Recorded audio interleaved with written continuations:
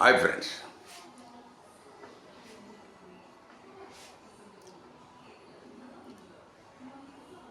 మన దేశంలో ప్రస్తుతం కులం, మతం, ప్రాంతం ఈ మూడు ఫండమెంటల్ సబ్జెక్ట్స్ మీద దేశంలో చాలా రాష్ట్రాల్లో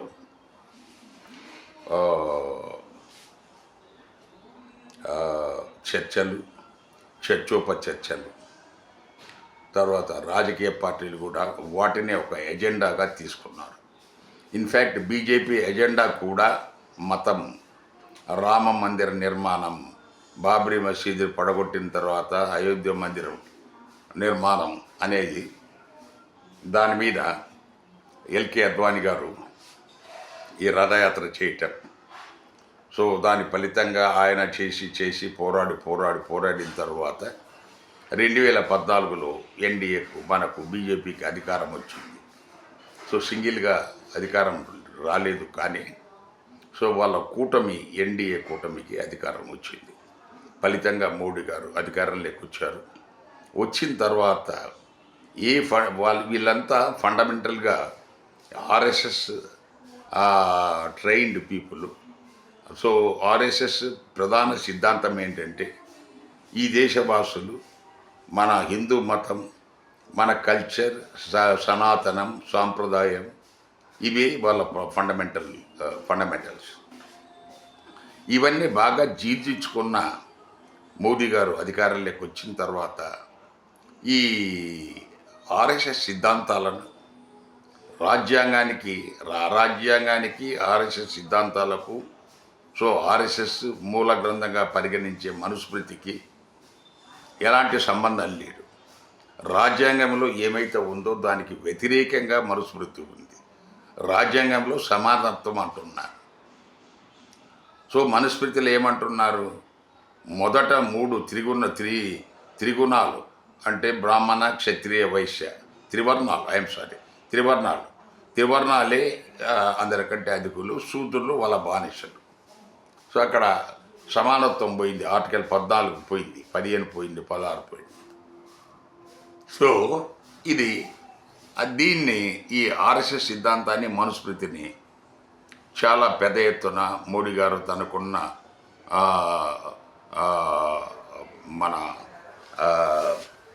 అధికారాన్ని అడ్డం పెట్టుకొని ఆయన పెద్ద ఎత్తున విస్తృతంగా మనకు పాతకాలంలో ముస్లిం దండయాత్రికులు లేకపోతే ఎలాగైతే చేశారో అంత పెద్ద ఎత్తున ఏదో కత్తి మీద పెట్టి కాకుండా వేరే రూపంలో ఈయన ఈ హిందూ మత రక్షణ కోసం ఆయన ఈ 12 సంవత్సరాలు పైబడి ఆయన పాలిస్తూ ఉన్నాడు.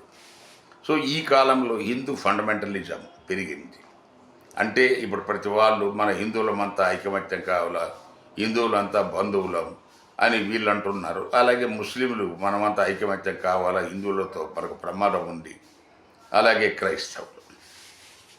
ఇప్పుడు దేశంలో ఐకమత్యం అనేది దేశం కోసం కాదు.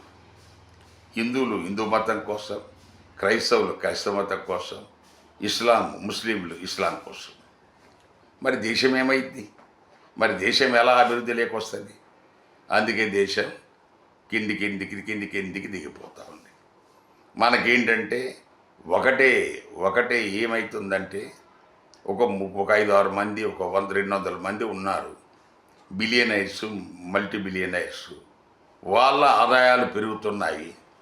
దానివల్ల దేశ జీడిపి పెరుగుతూ ఉంది.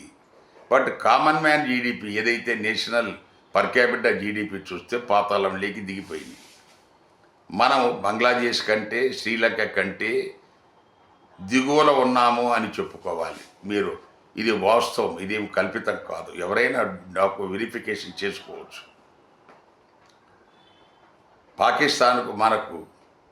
పాకిస్తాన్ కంటే మనం బెటర్గా ఉన్నాము.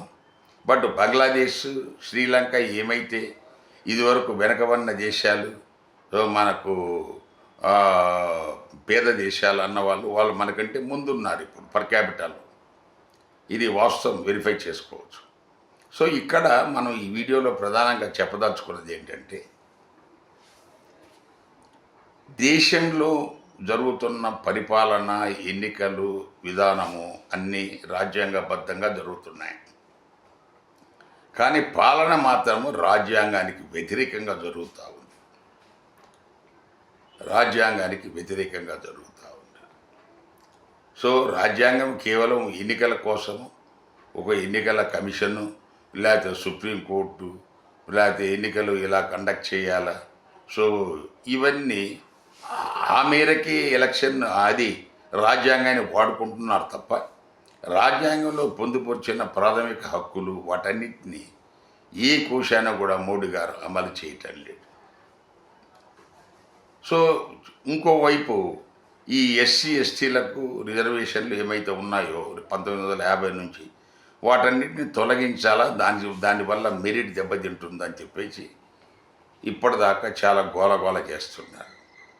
సో మెరిట్ అంటే ఏమిటో మనం ఈ మధ్య మనం గమనిస్తున్నాం. నీట్ పేపర్ లీకేజ్, ఆ పేపర్ లీకేజ్, తర్వాత మనకు చాలా రాష్ట్రాల్లో ఈ ఒకరి బదులు ఇంకోరు రాయటము, కాపీ చేయటము, ఇవన్నీ చేసుకొని వాళ్ళు పెద్ద పెద్ద పదవులు కొట్టుకుంటున్నారని కూడా ఈ మధ్య బయటకు వస్తున్నాయి. కానీ అది దానికి రుజువు అయ్యేంత వరకు మనం దాని మీద ఏం చెప్పలేం. బట్ వాస్తవంగా చూస్తే అక్కడ ఎడ్యుకేషన్ పరంగా అత్యంత వెనుకబడిన రాష్ట్రాలు, ఆ రాష్ట్రాల నుంచే ఈ పెద్ద పెద్ద ఉద్యోగాల అధికారులంతా అక్కడి నుంచి వస్తున్నారు. ఎలా సాధ్యమవుతుంది? అక్కడ చదివే అంతంత మాత్రం ఉంటే మరి వీళ్ళంతా ఎలాగ వస్తున్నారు? సో అక్కడ ఏమైంది, ఏ ఎగ్జామినేషన్ చూసినా కూడా అది లీకేజే. మొన్న మహారాష్ట్రలో టెట్ ఎగ్జామినేషన్ లీక్ అయింది. అలాగే ఉత్తరప్రదేశ్లో పోలీస్ కానిస్టేబుల్ రిక్రూట్మెంట్ సంబంధించి లీక్, అన్ని చోట్ల ఇది జరుగుతూ ఉంది. సో అంతకుముందు ఇది బయట పడలేదు.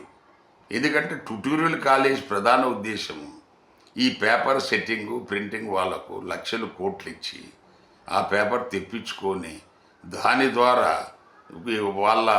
వాళ్ళ ఇన్స్టిట్యూషన్లో చదువుకున్న పిల్లల వరకు వాళ్ళను బాగా తయారు చేసి మంచి మార్కులతో వాళ్ళు పాస్ చేసి నంబర్ 1, నంబర్ 2, నారాయణ, చైతన్య, భాష్యం అని ఏమైతే మనం వింటున్నామో ఇవంతా ఇవన్నీ మ్యానిపులేటెడ్ ఫిగర్స్. సో అందువల్ల మనము ఈ వీడియో ద్వారా ప్రధానంగా చెప్పదలుచుకున్న ఉద్దేశం, మెసేజ్ ఏంటంటే ఈ ఎగ్జామినేషన్స్ అనేది మనం కండక్ట్ చేయటము సాధ్యం కాదు క్వశ్చన్ పేపర్స్ ద్వారా. It should be online, computer based ఉండాలి. సో వాళ్ళకు ఎవరి పేపర్ ఏమొస్తుందో తెలియదు. సో దాన్ని ఆ రకంగా చేస్తే తప్ప దీన్ని అరికట్టలేదు. సో దయచేసి ఈ మోడీ గారు ఈ competitive examinations, style of competitive examination అంతా న్యాయబద్ధంగా, చట్టబద్ధంగా చేయాలని ప్రజల విజ్ఞప్తి. Thank you.